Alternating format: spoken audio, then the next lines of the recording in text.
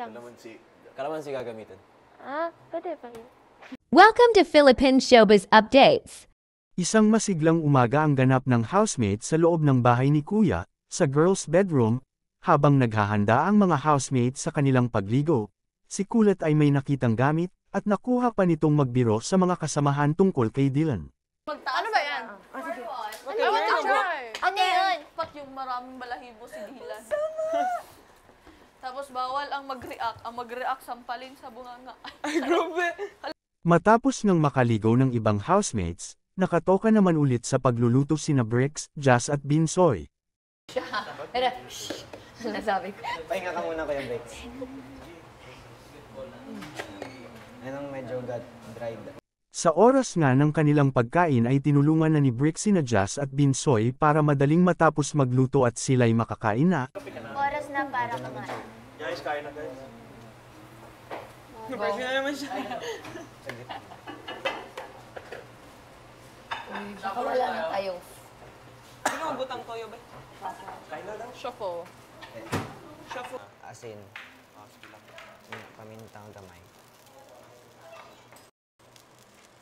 Ay, siguro dapat ano na. Okay na to, Jazz? Habang kumakain kanya-kanya nga ng usap ang mga housemates, si Kai at Mark na mahilig sa adventure ay napag-usapan ng drag race.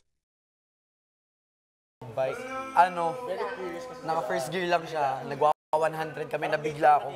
So makapakapit ka talaga para kadong babaeng nakaganon sa kanya. Yan yung gusto ko eh. Parang may thrill. Nakakita ka na ba ng parang real drag race ng gano'n? Kumakarera talaga. Nasa... Oo. Maya-maya pagkatapos nilang kumain ay nagkulitan naman ang mga housemates sa living area. Dito nga ay pinuri ni Noemi, si Binsoy sa kanyang pagiging talentado. Hala, ang talented ni Binsoy. Hala, ang talented ni Binsoy. Magaling na sumayaw, magaling pa. Putot lang ko. Very talented But to I have an Binsoy. more hidden talent.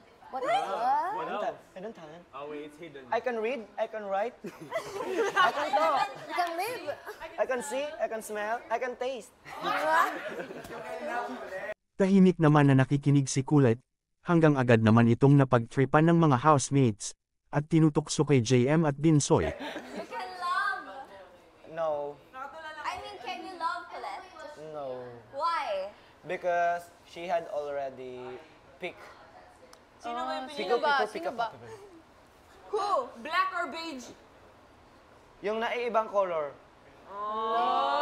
Kita naman na si JM ang gusto ni Colette. Yeah. Pero sa amin, trip lang yun. There's no serious. Serious. Jokes are how serious. Sa amin lang. Sa atin lang, no? Oh. Pero sa inyo, totohanan na yun. Sa kanilang katuwaan, ay naibahagi nga ni Binsoy na matagal na itong walang girlfriend, dahil siya ay may trust issue. Nagka-trust Why? issue. What happened ba before? Basta ano na lang. Basta sa past na relationship. Sa past. Trauma? Yung first, siya kasi yung ano, first na matagal ko na naging girlfriend. Yung kumbaga umabot talaga ng taon. Ito bro, pasok. Pagkatapos nga ng kulitan ay nag-ensayo na ang mga housemates. Sa kanilang kanta, Hindi ko alam kung ano yung mas Diba comfortable kung- sa lahat. Lahat or lahat. Lahat. Ganun. sunod nga nito ay pinagsaluhan na nila ang kanilang masarap na tanghalian. Kasi, ano lang. Kain kayo ng madaming baboy. Madami.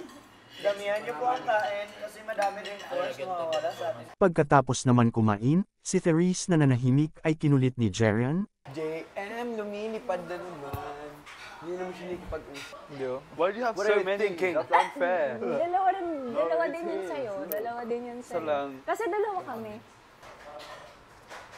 Hanggang sa nakisabay na nga si Mark sa kulitan ng dalawa. Gusto mo? Ngayon Di pa natapos ang pangungulit ni Jeren kay Therese, kaya naman si Kanata ay lumayo na para di madamay sa hampasan ng dalawa. Social Pahingay distancing mo na. naman bibig ko ulit ha. Ba't may social Ngalay na distancing ako. tayong tatlo? Ate, Noemi. Ikaw Gagawin ka niyang Dito po shield, tayo. kagaya sa akin. Gagawin ka niyang shield, huwag ka dyan ate. Dito ka, ate. Dito ka ate Noemi. Dito ka. Sa pangungulit ng dalawa kay Therese, ay nakaisip nga ito ng paraan para lumayo sa kanya, sina Jeren at Mark. Ay, kayo? Ang baho niyo, hindi pa kayo naliligo. Hindi pa kayo naliligo. May naamoy akong Wala akong naamoy, actually. Nakaka-open. Hindi ko na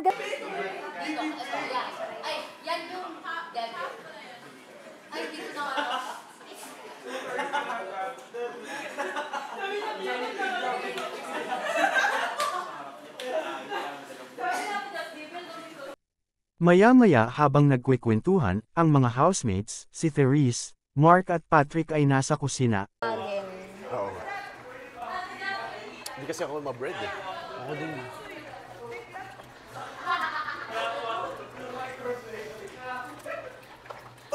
Excuse me. Hindi kasi ako marunong magluto. Gusto ko yung magluto. Wala Pero ko kung ba may marunong? YouTube. Kung may YouTube. Kung may red app. Yeah. Kasi may guide naman na ngayon. Kasunod nga nito ay nakapasok na si Dong sa bahay ni Kuya. Dito nga ay nakipag-bonding ang mga housemates, at kinilala si Dong.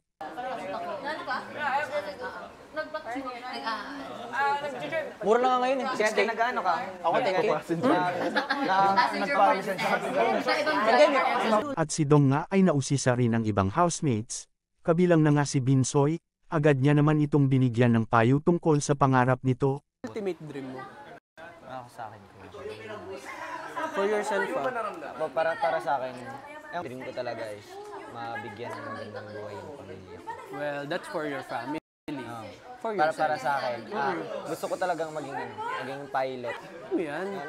Na-enjoy kasi ako pag ganyan. Iba, no? Pag yung passion mo, ginagawa mo. Iba yan. Ibang, ano yan? Kapansin-pansin din kay Patrick, panay ang tanong nito kay Dong para di mahalata ang kanilang sekreto. Dito, may probinsya ka ba? Tagig ako eh. Taguig. So, Tagalog. Tagalog. Kasi lahat sila may mga... Native language. Oo, may Bicolano.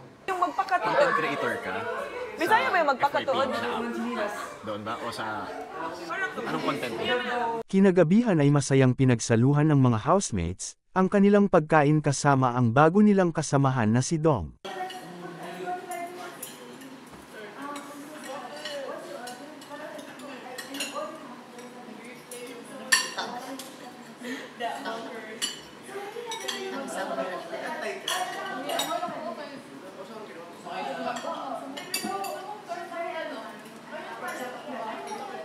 Don't forget to like, comment, and subscribe for more updates.